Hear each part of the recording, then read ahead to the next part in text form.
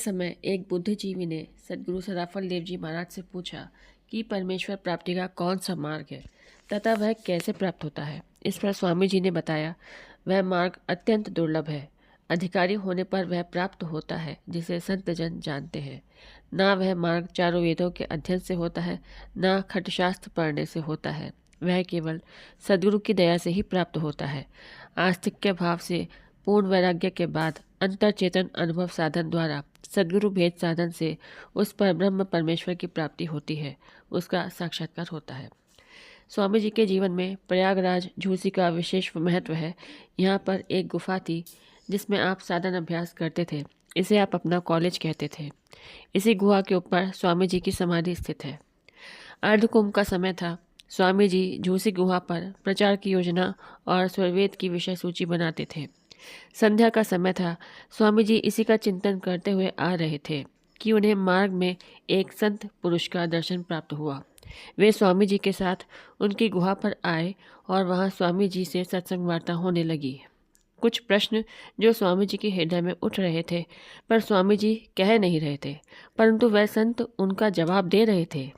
अंत में स्वामी जी ने कहा, आप मुझे उपदेश करें। इस पर संत ने कहा, मैं कैसे उपदेश करूं? आप ऊपर बैठे हैं और मैं नीचे बैठा हूं। शिष्टाचार के नाते आपको चाहिए कि मेरा आसन ऊंचा हो। स्वामी जी को अपनी गलती का अनुभव हुआ। स्वामी जी तुरंत उनका आसन ऊपर किए और प्रेम से संतरा छीलकर देने लगे। आपके हाथ से संतरा को लेकर वे संत खाने लगे और संतरे का रस उनके अंदर गया तो अनायास ही निकल पड़ा। अब शीतल हो रहा है। तब स्वामी जी को विश्व प्रचार के लिए दृढ़ करते हुए वे संत उन्हें विश्व गुरु का पद प्रदान किए। स्वामी जी द्वारा उन संत का परिचय पूछने पर उन्होंने कहा, मैं सर्वत्र रहता हूँ।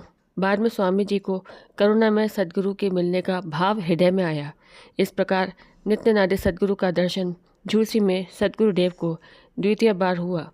स्वामी जी ने इस तरह झूसी आश्रम पर नित्यनादि सद्गुरु का दर्शन विश्व प्रचार में स्वामी जी को दृढ़ करने के लिए था।